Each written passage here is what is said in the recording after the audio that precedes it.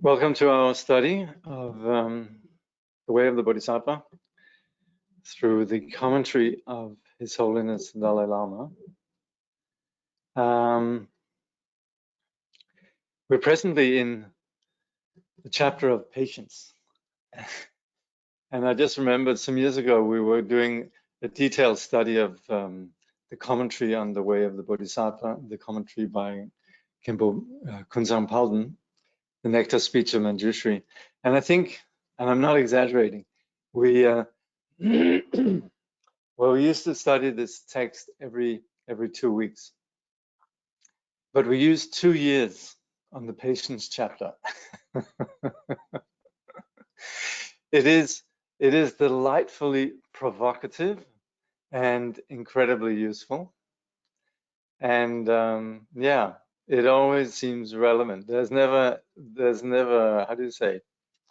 There's no lack of opportunity to practice this. So we're very blessed with these opportunities, but particularly we're blessed that we actually have a way of working with this, and actually a way of working with something which really we need to take serious, because I think every one of us knows that anger, the absence of patience, is very destructive. And that's, of course, a point that's being made repeatedly in the teaching, and particularly the opening lines really of this chapter is there's nothing as destructive as anger. So there's every reason to prioritize this insight, and also prioritize the meditation and the application, the contemplations that form the basis really of our practice of patience. So we'll do what His Holiness recommends, which is beginning with some opening chants. Abandon evil doing, practice virtue well, subdue your mind. This is the Buddha's teaching. Like a star, an optical illusion, or a flame, a magical illusion, a dewdrop or a bubble, like a dream, a flash of lightning, or a cloud, so should one consider all compounded things.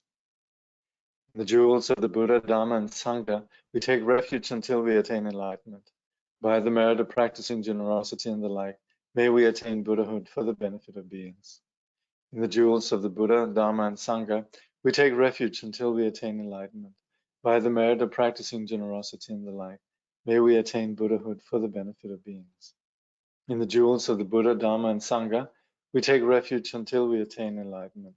By the merit of practicing generosity and the like, may we attain Buddhahood for the benefit of beings.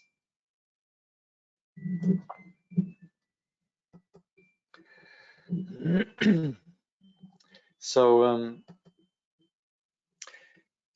in our study, then, we will continue where we left off.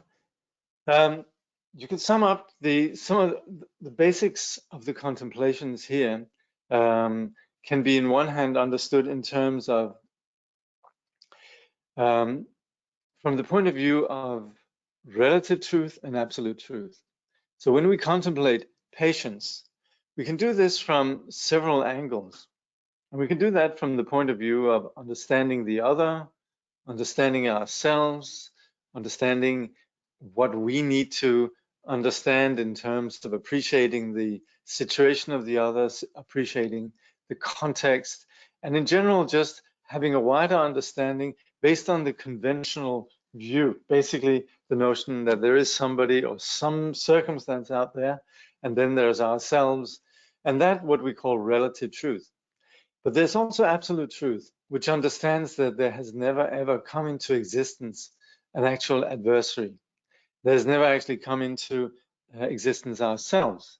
And the projections that we have, we can very well challenge from the point of view of simply investigating what is real. So one is understanding what appears to us as real, which is what we call relative truth. And the other is understanding what is actually real. You know, what's uncompromisingly true. And that's what we call absolute truth. Absolute truth is not some sort of like mysterious perspective that we might assimilate, and it's all very weird and wonderful, but out there. No, it's actually about getting down, getting real, and being truly honest, and being truly willing to accept what is actually true beyond what we would like there to be. So that's where we accommodate, you could say, kindly, compassionately in the Buddha's teaching, and also kindly and compassionately towards ourselves in our capacity, this angle which understands that we do operate within this delusional condition of duality, and that's very real for us. But it is relative truth, it's not real. But we're on the path here, and we're studying the Buddha's teaching. And that's where we're committed to really getting down to the bottom of the things. When we take refuge in the Buddha, we're actually taking refuge in wishing to get to the bottom of everything.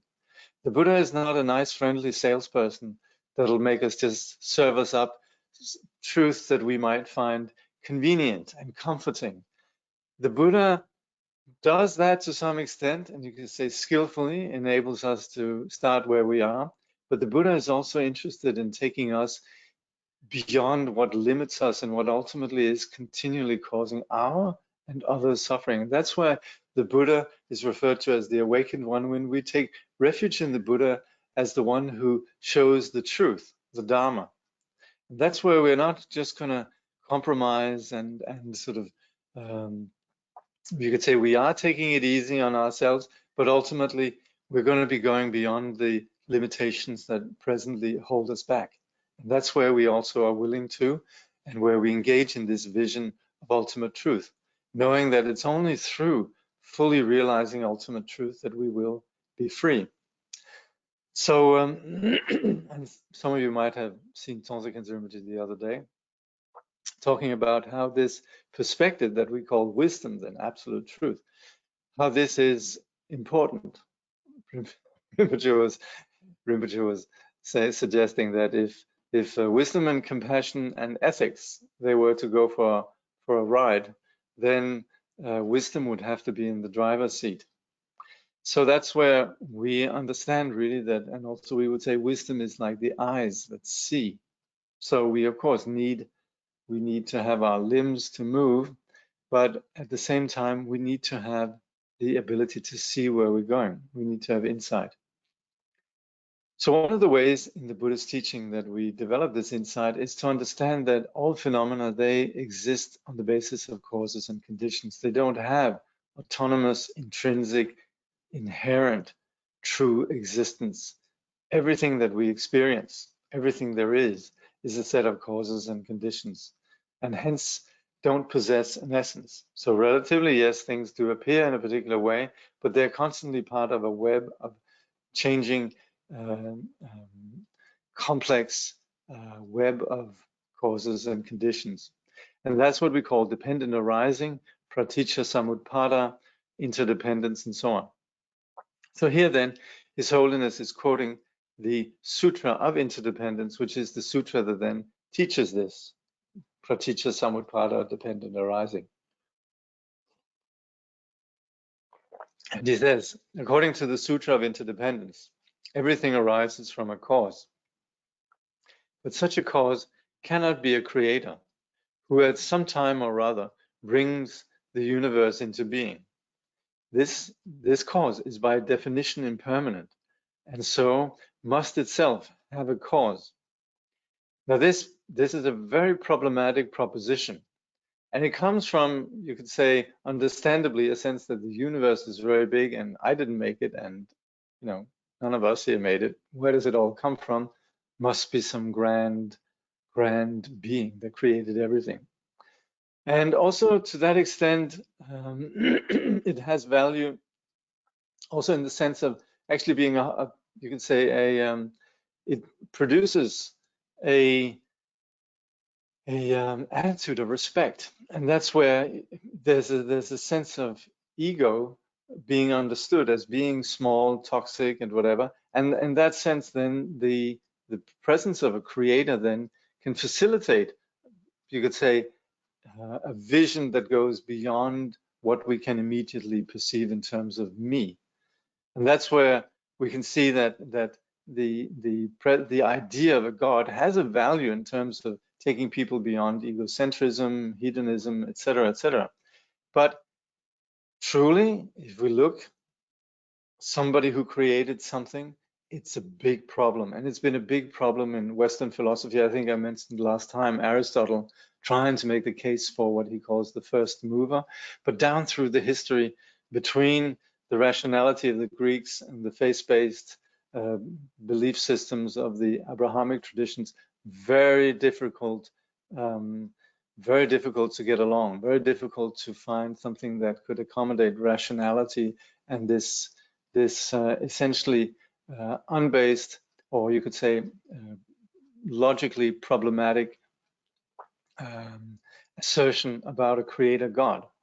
So that's where we, in the Buddhist teaching, we don't so much linger on just, and of course also within the tradition of Western philosophy, there was all sorts of logical attempts to justify this, but it doesn't work. And that's of course also what resulted in what we call the Enlightenment, where rationality or science went to one side and the church and the belief systems, they sort of stayed in the other side. And so that's where we're familiar with this problem, but very often it's really just a situation like two arguing parties that just have decided to not talk together and just sort of live and let live. And this possibly works fine, but it doesn't really get to the bottom of the issue here. And that's where the Buddhists, again, without really wanting to say anything evil about religions or all of that, have to make the point. And that's where we would say that's where the Buddhist teaching really is founded on, you could say, evidence, logic, what we can observe and verify. And so the logic states here that so if there is something that is permanent, unchanging, a first mover, this cause by definition has to be impermanent, because anything that is a cause of something, this we can observe again anywhere in nature. If something is a cause of something else, the cause ceases once there is the creation. A seed ceases once there is a sprout. And so that's where we say, otherwise there would be, it wouldn't be a cause. Then it's simply just an impossibility to have something that is a cause, and then once the result comes, the cause is still there. So that is the problem. Then we would say it must itself have a cause. And this also we would say, okay, well, there's something there that whatever does something. Where does that come from? Again, that would necessarily have to have a cause. So then again, it's not a first mover, it's not a creator. So it's just a logical impossibility. Then, as Olna says, if, however, we were to believe in a permanent cause, it would be quite contradictory to believe at the same time in liberation. Because, and what is Olna's point is going to be made, what they also here in the footnote state, is that obviously we're talking about samsara, we're talking about suffering. And that's, if that condition that has created the condition of samsara is permanent, then it would necessarily be something that it would be impossible to escape from. They say escape from a supposedly permanent samsara is a contradiction in terms. So His Holiness then himself comments, the Samkhyas, and this is this tradition that according to Radhakrishnan is what we very much would sort of say applies to generally what we call Hinduism.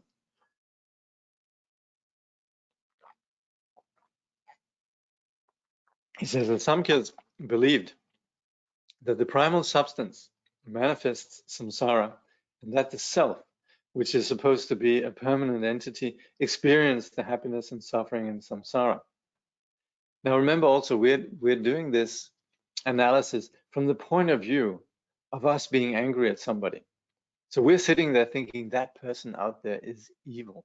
That person is, dot, dot, dot, right? So that's where we're identifying some other that we then attribute a solidity to. So the purpose of this is not that philosophical. It's something that really needs to be applied in the heat of the moment and something that we need to train in. But the analysis is really intended to be an antidote for this situation of projecting solidity onto an opponent. And again, please don't think that we're suggesting not to do anything, but the issue is the anger. And again, we're much more effective when we're not angry. If we need to do something, yes, okay, but we need to keep our cool. We're not saying, oh yeah, we should just accept all the despots, tyrant, murderers, and criminals, and sociopaths and what have you, to just sort of proceed along with what they're doing. We're not saying that, but we're saying that our anger with that is not very constructive, and that's where we need to see through this delusional assumption that there is some solid evil entity out there.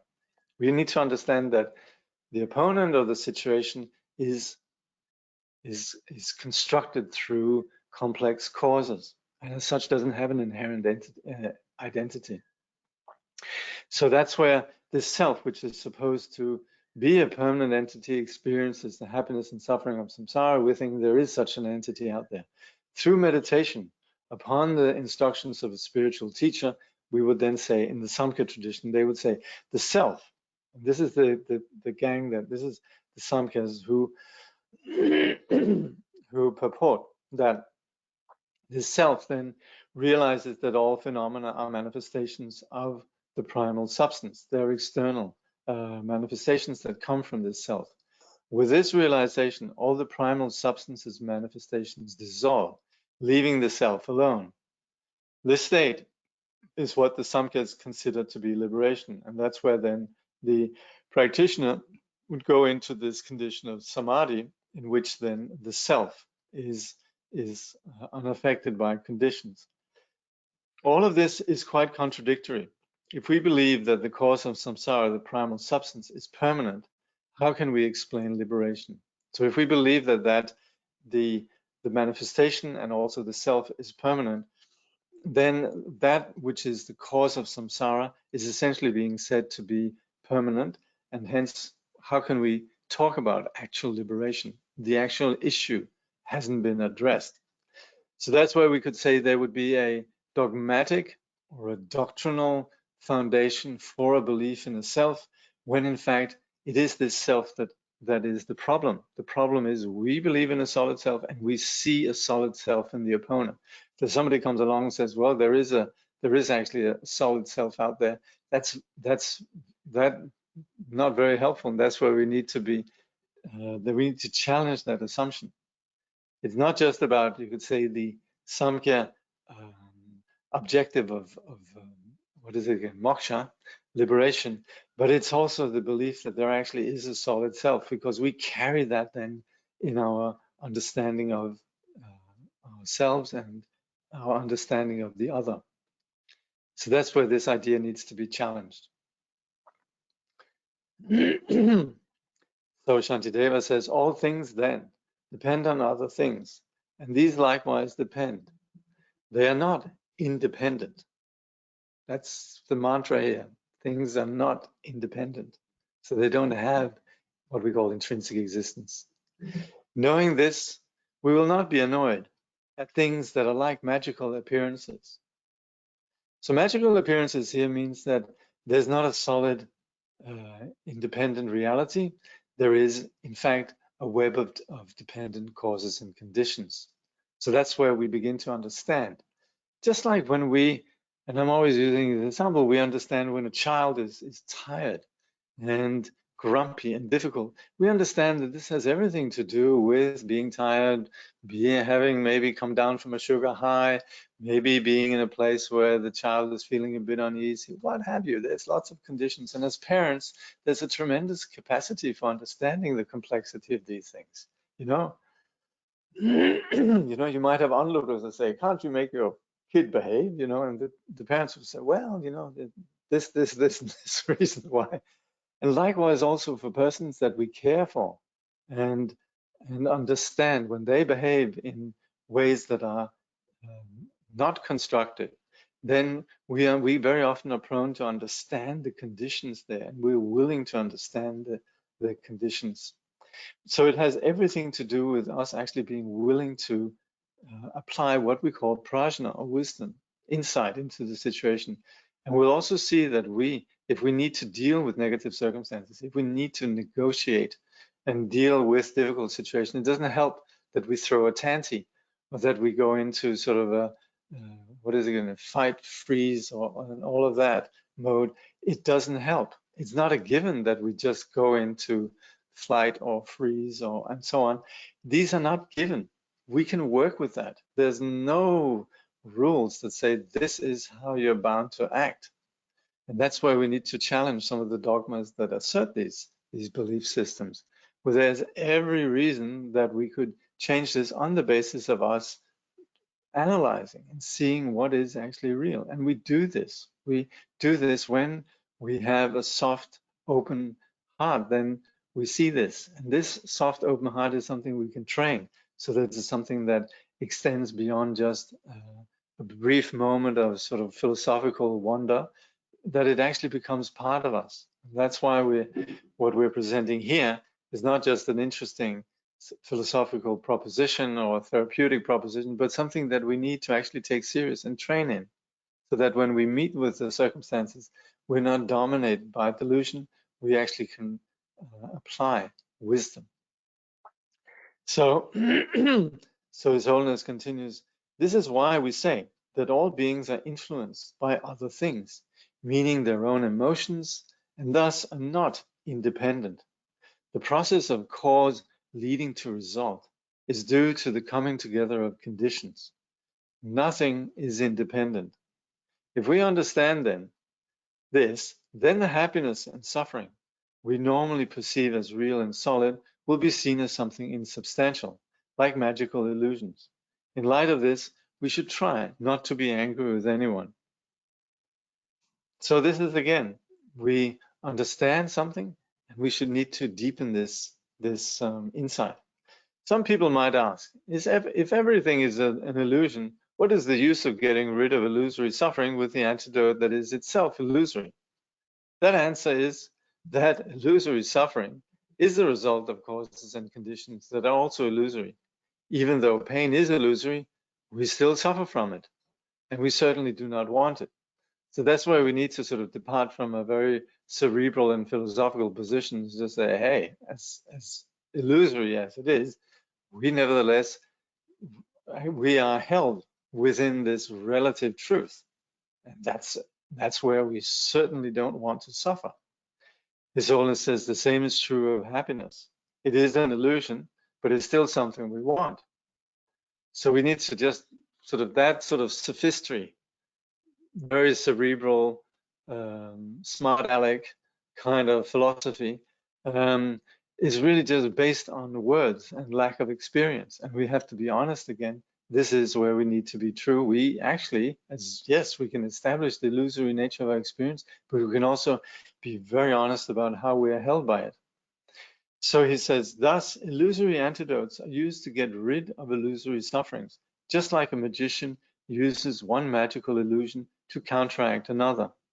This is, in fact, an important point, which is explained in greater detail in the 9th chapter of the Bodhisattva. So we'll come to this greater discussion around the nature of dependent arising and wisdom in the 9th chapter, the famous wisdom chapter.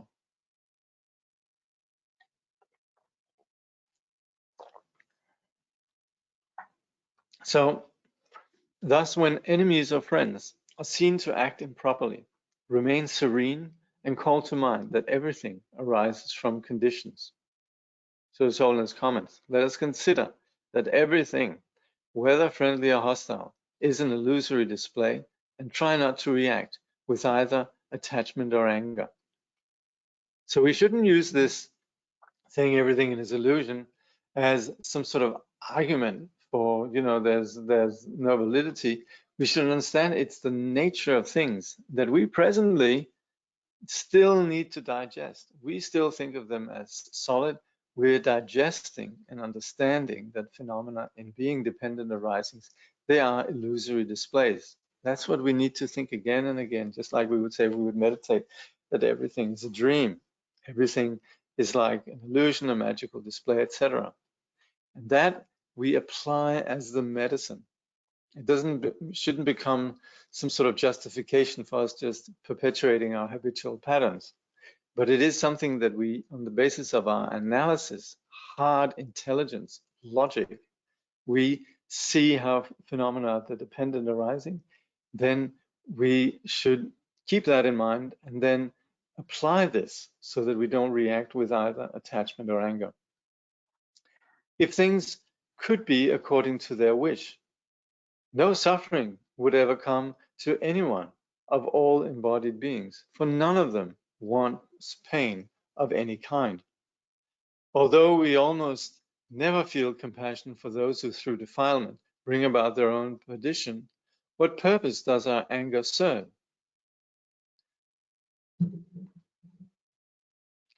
So what we look at in the case of all sentient beings is that, of course, nobody wants to suffer. But then in their ignorance, sentient beings perpetuate their own suffering. So nobody wants happiness, and yet sentient beings act contrary to their wish and actually engender and create their own suffering. So that's why when we see beings that are doing that we shouldn't actually be angry at them. We just know that they're doing this despite wanting to be happy, and then out of ignorance doing things that in fact will lead to suffering. So why should we be angry with them? So His Holiness says, if we all had a choice between happiness and suffering, no one would choose suffering, and there would be no suffering in this world. But because everything is interdependent and subject to other causes, both happiness and suffering exist. People suffer without wanting to. And when the mind is not controlled, when we are influenced by hatred, we even harm ourselves. If we can harm ourselves with such hatred, we can certainly harm others. Shantideva says, if those who are like wanton children are by nature prone to injure others, there's no reason for our rage. It's like resenting fire for being hot. And if their faults are fleeting and contingent, if living beings are by nature mild, it's likewise senseless to resent them. As well, be angry at the sky when it is full of smoke.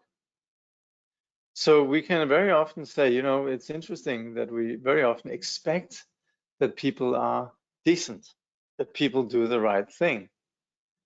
But then if we think of it, this expectation, and we get frustrated because it's not met.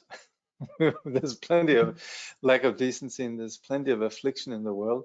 And that's why we need to think, well, sentient beings, what are they? They're ignorant. And on the basis of that, they construct this dualistic sense of self and other, upon which we then build what we call the afflictions or the toxic attitudes or the kleshas. And these then we begin to train them and cultivate them and familiarize ourselves with them in what we call karma, patterns of our toxic afflictions. And we can look at that and say, well, that is the nature of sentient beings. How can we ever be surprised that they act the way they do? That's where we would say, why resent fire for being hot? It's completely understandable. And yet that is where we can see how ignorance causes sentient beings to suffer. And then there are those that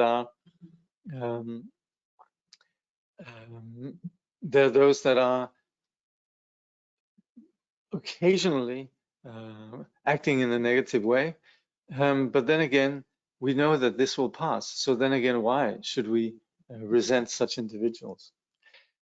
His Holiness says, we must be compassionate and never angry towards those who harm themselves, meaning they perpetuate actions that are actually going to bring about their own suffering. And when others harm us, we should check whether it is their nature to do harm or simply something temporary. If it is their nature, there is no use getting angry with them.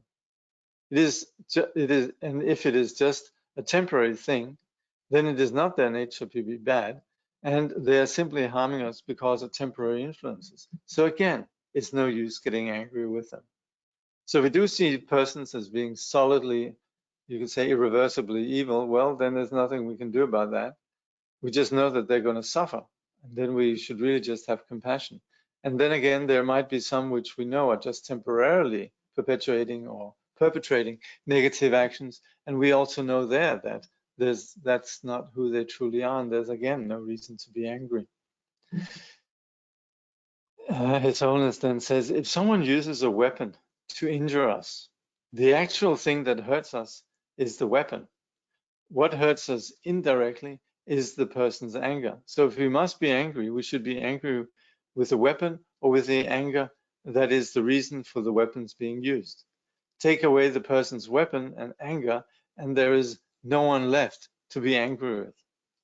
Another condition, so this is where we understand the conditions really. Another condition of the harming process is one's own body, which is the physical basis of suffering.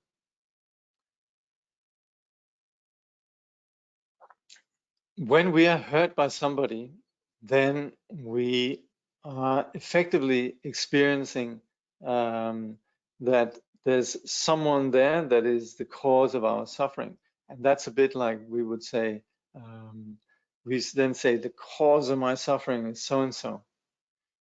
And that's where Shantideva, and I think this might be where, because His Holiness is condensing the discussion here. I think also, at least we should mention that somewhere Shantideva does refer to this situation of us being hit by somebody who's wielding a stick. Let's say somebody hits us with a baseball bat. We don't get angry at the baseball bat or the stick. We get angry at what's behind the stick.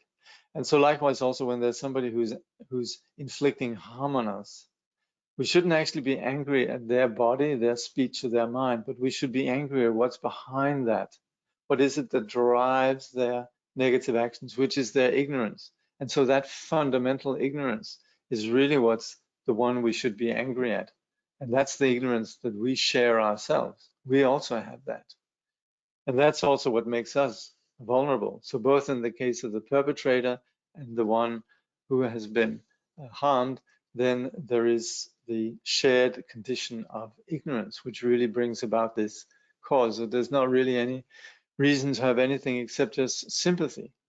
Just like when you see two kids that have grabbed onto each other's hair, and they're sitting pulling it and saying, "I'm not letting go until you let go." That's effectively what you could say the conflicts of samsara are. The solution lies in just letting go, both let go. Anyway, we could also see how setting ourselves up in terms of our ignorance and making ourselves, you could say, vulnerable in terms of the sense of me and everything that comes with me, the package of me, the embodied me, which is then also our embodied self, us having a body, us having a psychology, a sensitivity, a vulnerable ego, and so forth. And so Shantideva says, they're weapons in my body. Both are causes of my torment. Their weapons, I, my body, brandished. Who is then more worthy of my rage? So with the perpetrators out there, they're sort of acting from their ignorance with their body, speech, and mind. And here we are, we're attached to our body, speech, and mind. So we're equally sort of part of the condition. So that's why I say, who then is more worthy of my rage? If there was nobody who actually wouldn't mind, then there's nobody who actually, there's not really you could say the driving force for any kind of experience of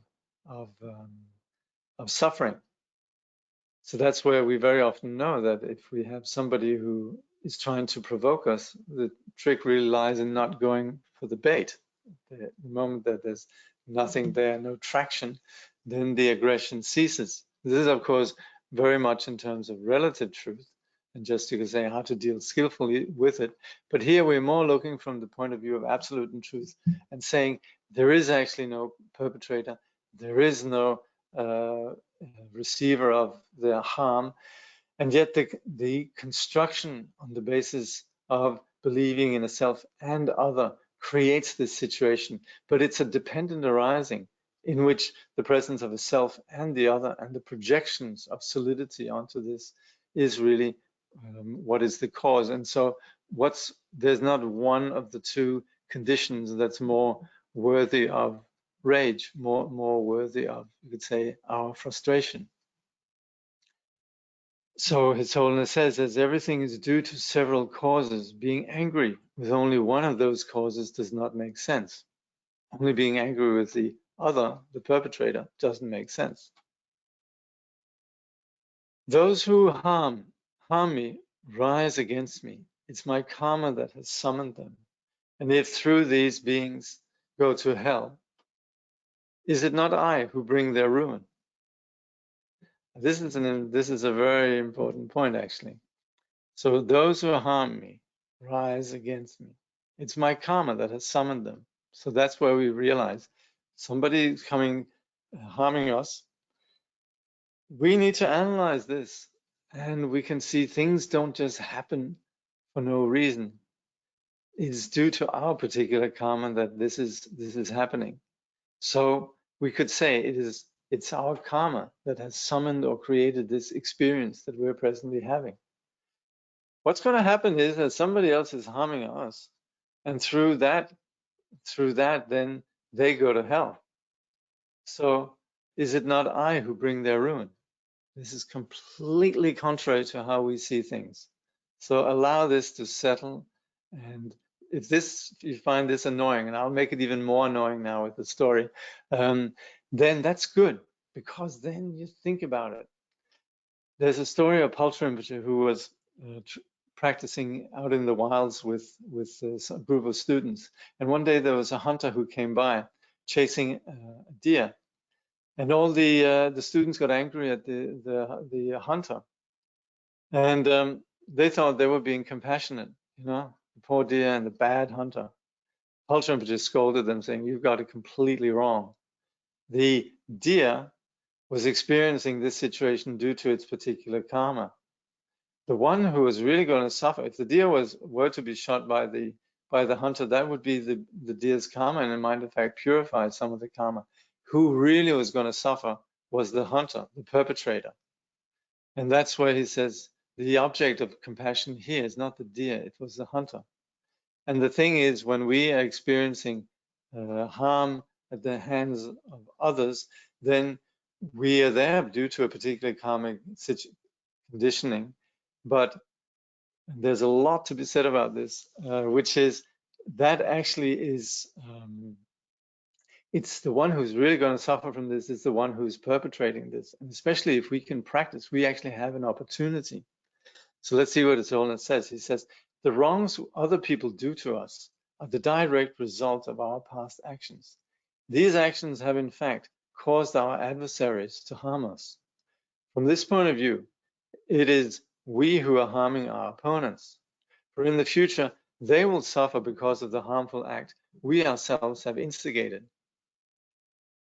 So on the basis of this karmic conditioning, they act against us. In fact, this is something that we've ordered, so to speak, through our actions, and yet they're the ones who are going to suffer. His Holiness says, when others harm us, it gives us a chance to practice patience and thus to purify numerous negative actions and to accumulate much merit. Since it is our enemies who give us this great opportunity, in reality, they're helping us. But because they're committing negative actions and we are the cause of these, we are actually harming them. So if there is anyone to get angry, it should be ourselves. We should never be angry with our enemies, regardless of their attitude, since they are indeed useful to us. So we are deeply indebted to those who provide the opportunity for practicing patience, and at the same time realize they're probably going to suffer as they're inflicting harm, and so that they're going to suffer on the basis of that. And it's interesting that actually what we then need to do, not only to be grateful that they actually are benefiting us in terms of our practice of patience, practice of purification, but also they're the object of our compassion, as they will suffer the consequences. Okay. His Holiness then says, one might therefore wonder whether by thus causing our enemies to accumulate negative actions, we accumulate negative actions ourselves, and whether our enemies, in so helping us to practice patience, have accumulated positive actions. This is not the case. Although we have been the cause for their negative actions, by our practicing patience, we actually accumulate merit and will not take rebirth in the lower realms. It is we who have been patient, and that does not help our enemies. On the other hand, if we cannot remain patient when we are harmed, then the harm done by our enemies will be of no help to anyone. Moreover, by losing patience and getting angry, we transgress our vows to follow the discipline of a Bodhisattva. So the last point here, of course, is sort of capping it off and saying, okay, bottom line, you're not really practicing the path. But the reason why, the validity of this really lies in the arguments that we have above. So it's not about that we just have to, okay, at the end of the day, I just have to be a good Mahayanist and just put up with, abuse. That's not the point. The point is really to understand this. And on the basis of that, being willing to relinquish anger. And this, again, is not just done on the basis of some sort of moral imperative that we impose upon ourselves or some sort of behavior that we subscribe to. It is through the actual training in patience, which is initially founded on the view, the insight, the certainty of the validity of this, and then the actual practice of meditation.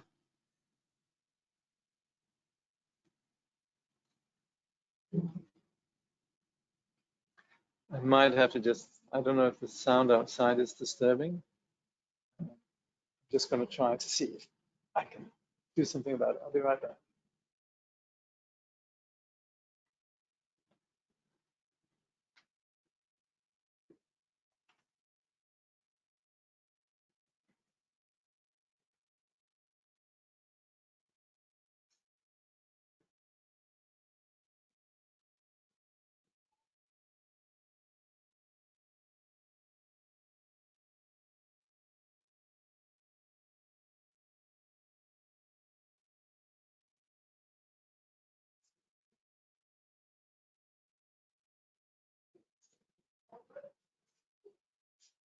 Thanks.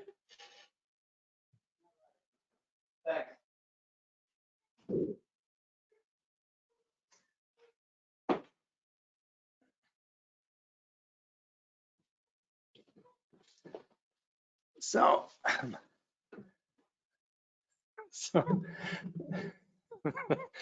this was my friend Al working the mulcher, which is a wonderful device. Right time, right place. So where were we? Yes. So this is really about us initially having this insight. And this is what we call establishing the view with certainty. It's not just that we're sort of like, okay, I'm going to try to be patient, It's that we actually really understand this with certainty. So that's why we initially have this as an insight that is valid. But then we need to consolidate that through practice. That's where we need to go through the practice of meditation, the practice in which when these impulses come up, that we're actually train ourselves in not being carried away by and held by whatever narratives, storylines, and thoughts that we ordinarily just operate from, that we begin to have a bit of a wider perspective in which we have a little bit of a freedom from the grip of our ordinary thoughts and the impulses that come from these thoughts. And this doesn't just come because we've signed up as good little Buddhists with the membership card and the whatever have you. It's about training. It's about work. That's why we need to meditate. It actually makes the difference. And then this attitude that we generate or experience in meditation, this has to further be integrated in our everyday life. So that's why we have to have these components of view, meditation, and action. The view, the insight, and then meditation and action, which are the ways through which we integrate this insight. So let's see if there's some questions with regards to that. I think we might stop here.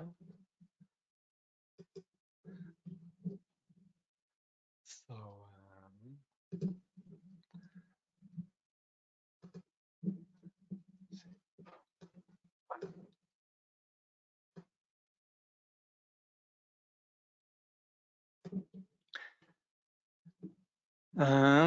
at work, whenever I get angry, if I'm aware, I will have this thought process. I'm getting angry because this person is inconveniencing me because things are not going my way. I am being self-cherishing, and this self-ego is at work.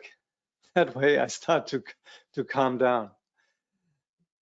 Is this the correct way to contemplate? Because at the moment, everything is an illusion, is still just a conceptual idea. Yeah, no, that's a great way. That's definitely the way forward. But it would be also good to understand what we mean with things being an illusion in understanding dependent arising. But yeah, that's we don't embrace the view of dependent arising as an idea, but as an insight. So that's where the insights that we have there should be like, for example, the famous example with the rope and the snake, that we are afraid of a snake and somebody says, hey, it's actually just a rope. And that's where we look. And that's the basis of looking that we see there is actually no snake, there's just a rope. That's where it's no longer an idea. It's not like if somebody says we're seeing a snake and somebody says it's just a rope, and we say, okay, I'll choose to believe that it is a rope. That would be a conceptual idea, but we need to actually have that insight that comes from looking and seeing. Ah, you're right. Wow, there actually is no snake. It was just a rope. What a relief. But short of that, then definitely this way of understanding you could say the conditions present in our annoyance is very helpful. So that's fine. Can you comment on Vajra anger or pure anger? Does Shantideva's approach to anger only apply anger which arises from ego? Yes. We're here talking about the ego and the way that it constructs us and holds us back. Of course, for the yogi who has realized selflessness and who abides within co-emergent wisdom, then the arisings of the mind is never filtered through the narrowness of ego. And that's where we then talk about this quality as arising as Vajra anger. So that's where a yogi has a very different approach. But presently, we first need to actually arrive at that insight into emptiness, into egolessness, from which this experience of Vajra anger could arise. And that's where there first needs to be a complete insight into egolessness and emptiness. And then on the basis of that, then through the blessing of the guru and so on, then there could be the experience of co-emergent wisdom, in which then we have a condition in which nothing is experienced as impure. Everything is experienced as pure. And that's why we would never see anything in the phenomenal world as impure.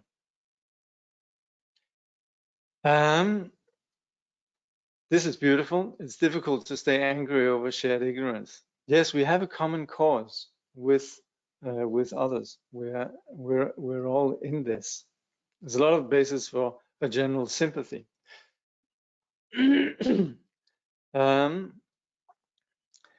Touched it the previous time, but here can say we must be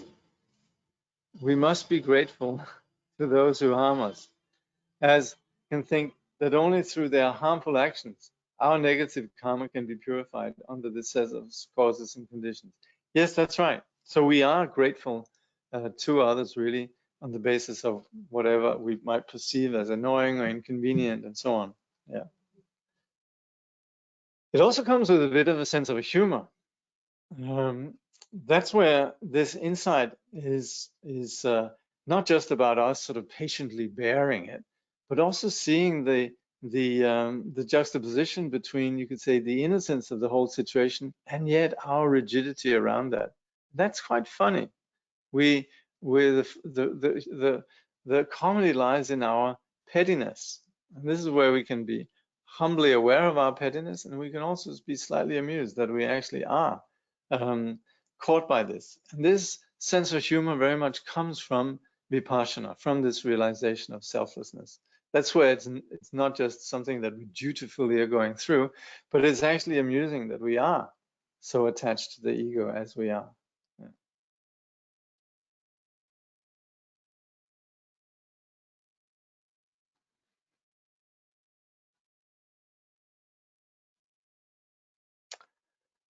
Any other questions?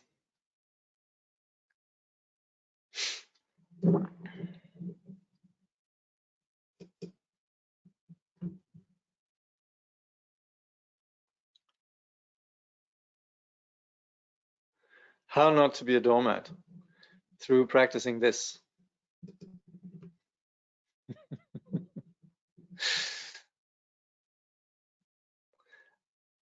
But I'll say it again. Okay. What what we're working with here is the anger, not the actions. So for example, if we're being politically active, anger won't help us. Being aware of the causes and conditions that are driving a situation of suffering, that helps us. And then acting skillfully, however we might need, keeping our cool is where we can strike at the right place at the right time and be effective. To be caught up in anger is where we know we're ineffective. So that's where insight is really what, when it comes from compassion, we're working already seeing the other as a workable, the situation as a workable. When there's compassion, there's acceptance of the reality, and that's where there's, and even a sympathy for the reality that we are situated within. And that's where we're in a much better position to work with this.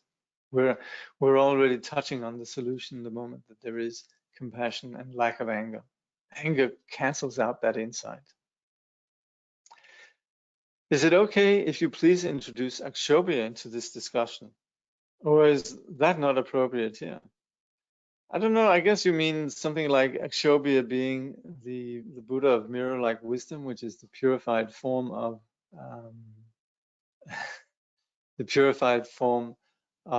anger. Sure, this is a little bit like I was talking about before. This is really the scope of the yogi who has realized selflessness and introduced to co-emergent wisdom. Within that wisdom, then the display and everything that arises is seeing everything as pure, including all the arisings of the mind. And we would say, apart from mirror-like wisdom, there is no other Buddha Akshobhya. Apart from the purity of anger itself, we shouldn't look for the Buddha Akshobhya elsewhere. When I need to take action to stop this person who's got no brakes, is in the gratitude to this person that changes that action.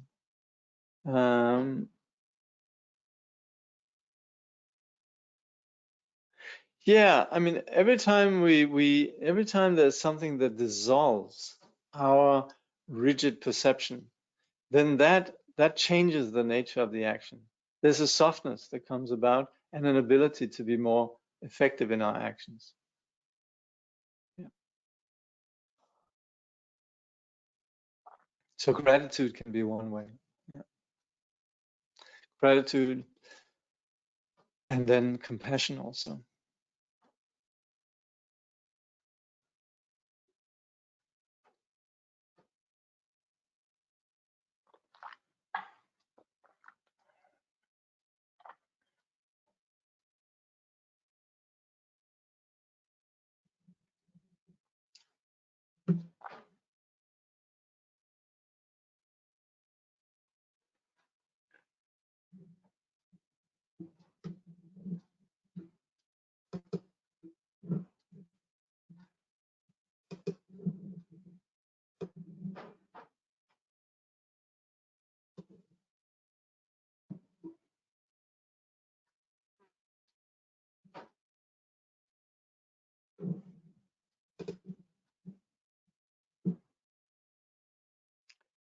Interdependence emptiness is the most marvelous. It really is. Yeah. I'm so glad you see that. You know, when we understand interdependence, we understand the relative reality that we have, but we also understand the nature of that relative reality. And so that is understanding what we call the harmony of dependent arising and emptiness. That phenomena are apparent and appear very real, and yet they function on the basis of just being a web of causes and conditions without the solidity that we attribute to them. We label things in a particular way, and we perceive things solid in a particular way. We do this with ourselves and with other things. So sweet the alignment of Al and his mulcher while you are reading this. Find more and more in life opportunities to practice. That's great. Yes. Yeah. See, you guys maybe couldn't hear it so much, but there was a very loud noise outside with my friend Al working with his mulcher. And Al didn't have the slightest intention to interrupt our webinar here or interrupt my stream of thought in any way. And I knew that. And so approaching Al in a very sort of, you could say, basically from a point of view, a good sense of humor, you know, then Al has no worries, no compunction, and no hesitation in just switching the thing off and saying, "Hey, I'll wait." So that's very often where you could say that insight that there's not a solid problem is quite helpful. Of course, this is a very easy example, but sometimes it requires a bit more, doesn't it? Yeah.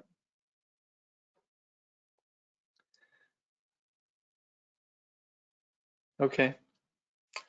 If there are no more questions, then we'll conclude at this point.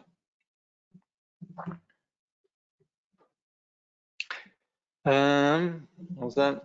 Verse 47 is a big one to contemplate and a big responsibility. Can you go into this in greater length at a later date? Okay, 47. Have we done that?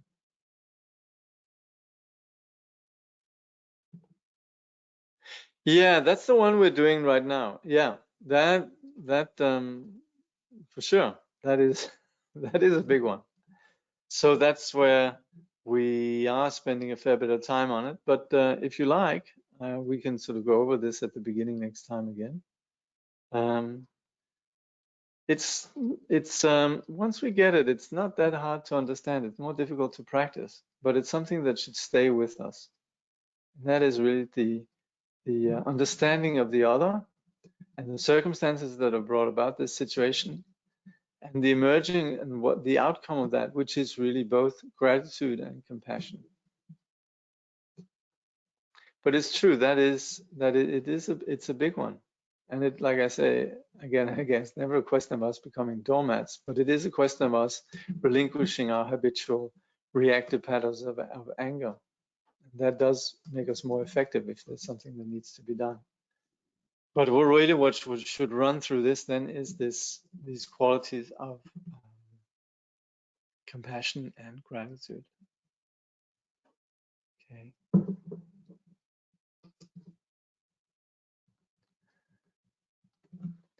May bodhicitta, precious and sublime, arise where it has not yet come to be, and where it has arisen, may it never fail, but grow and flourish ever more and more. Through all our births, where we may be born, may we be endowed with the 7 good qualities of the higher realms.